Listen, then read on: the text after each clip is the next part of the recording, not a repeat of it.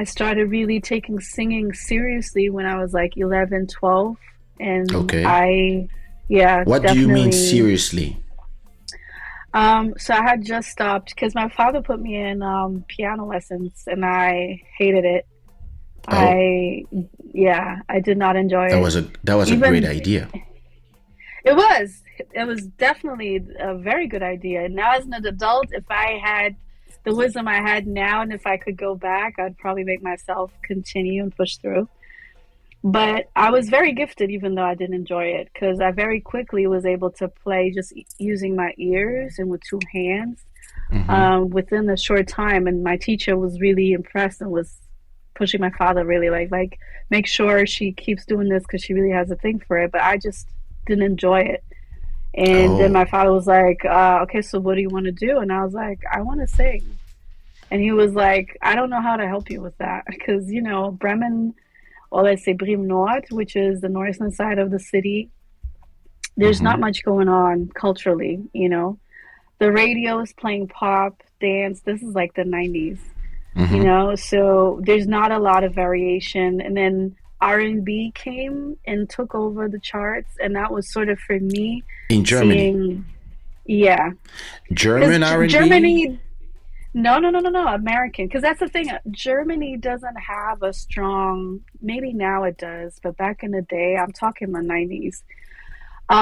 You would see artists, we're going from pop, dance, house. Remember, like early 90s, it was like Hmm. you'd see a few black people, but it was mainly white people, no offense. But then when R&B started kicking in, like in the like mid 90s to the late 90s, and like really ruling the charts and seeing black people creating R&B, rap, all of that, I was like just so happy to see representation, and it was something that really pushed me to explore the genre more, and that's how I kind of found my way to singing And it was a when, lot from and it was a lot from all these soldiers that were stationed around, because I remember at that time we were mhm, going to, I think I was yeah, around 16, 17, and at that time, I mean, yeah, early night 92, mhm, 91. I mhm, was yep, 17, 18, and I was going to yeah, Brussels a lot. And yeah, around American clubs, that's where you would really have your Bobby Brown, Don't Be Cruel. You yeah, would have like Troop, all these, and then that's where people would be really importing all the yes, dance moves, and it was really like yeah. R&B time. We start relaxing our hair. I had my hair was just like you at that time. Ah! I need to see a picture of I that. do have some. I need to see a picture of that I'll because I send it to cannot you. imagine that. That is hilarious. Listen, I had my hair full of gel. Listen, it was Ooh, something that's else. funny.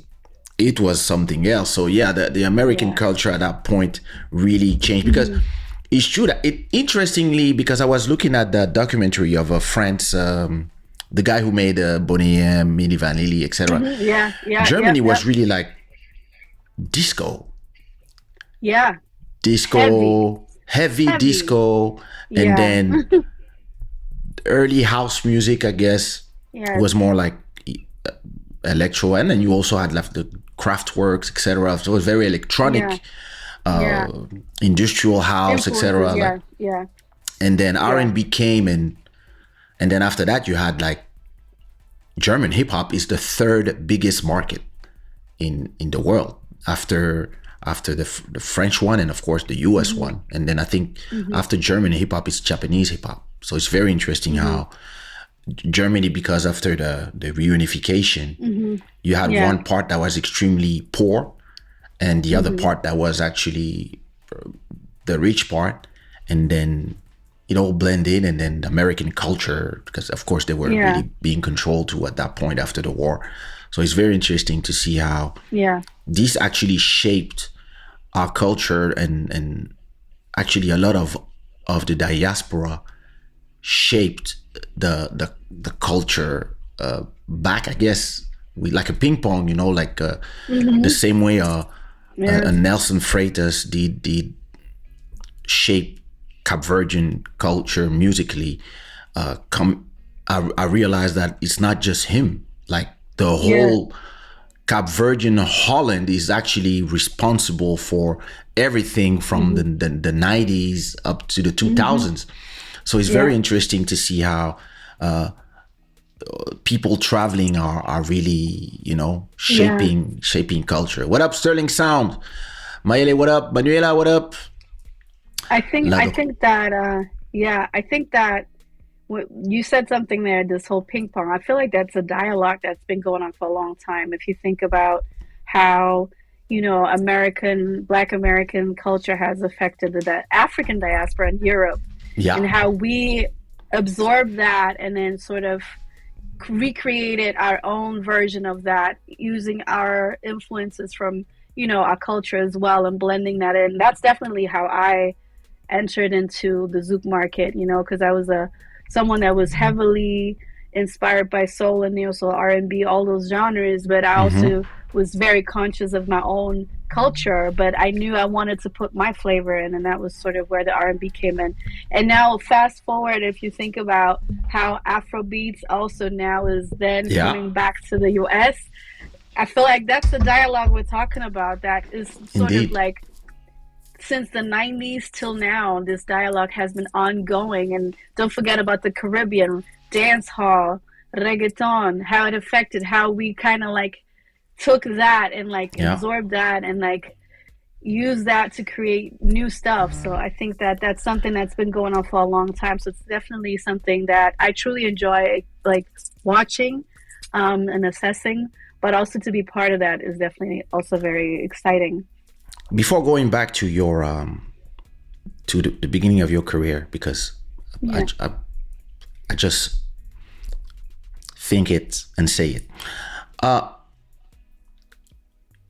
would you would you have preferred, and would you believe that your impact in music would have been different if you arrived today, right now? Like imagine your whole first album, if it arrived today with the same success, but in the world Mm. of social media, of fast music, do you believe that you would have had that the impact that you had with that Back album then, today? I don't know. I honestly don't know. I think that nowadays the success is determined by a lot of more factors than just the music. Hmm. And there's a lot of this, I call them distractions because it kind of distracts away from the quality of the music. Hmm. And I think that, I don't know, maybe not as big. I don't know. Because the same album today is only successful because of this nostalgia people have. And I think music is being created so differently today that I'm not sure if it would have the same success, to be honest. But you know, in a world of nostalgia, Hmm. it's not just nostalgia about the song that we know. It is Hmm. also nostalgia of a certain flavor, a certain Hmm. taste. And because the cycle of music is like that. When reggaeton Hmm. comes back, it's not a new reggaeton. It's the Yeah. same of 30 years ago, but people are, it's always start with the nostalgia. And it just means that there's a moment people want very electronic-y stuff, and then they want to go back to traditional instruments, guitars and stuff, and then it's just, and then they get tired of it, and then now it's compa, now it's this. So it's very interesting how, because we tend to see it from our generations, but Hmm. in reality, the people who are 15 today, the old music is kind of new to them. So New somebody to might them, that come is up true. with something old, Yeah. Yeah. and it would just, oh my god, for Yeah. them, like compa, for example. Right now you Yeah. have Yeah. in France and in Portugal and everywhere, compa is just Yeah. becoming huge Huge. thanks to TikTok. Hmm. And in Brazil, a lot of people who never heard compa, for them it's amazing. Like as soon as they hear a Hmm. solo, they're like, oh yes, like. And Yes. but this has been here for 40 years. So it's Right. very interesting So I, Mm-hmm. and the second part of my question was, would you would you like it to arrive in this world where we have not only so much knowledge but also so many tools at our disposal? Yeah. Yes and no. I think that the time period where the music where my album came out definitely was the right time, the right music. It was just the moment was there, right? It Mm-hmm. was just the right moment. I believe there was not a lot of distractions, and people actually paid attention and listened. So I think that really was the breeding ground for it to be carried and nurtured and spread out the way it has spread out. Mm-hmm. Um, but yes, having the tools that people have today, which I now use today, back then would have been great. So, I would say yes and no. So it really is. All right.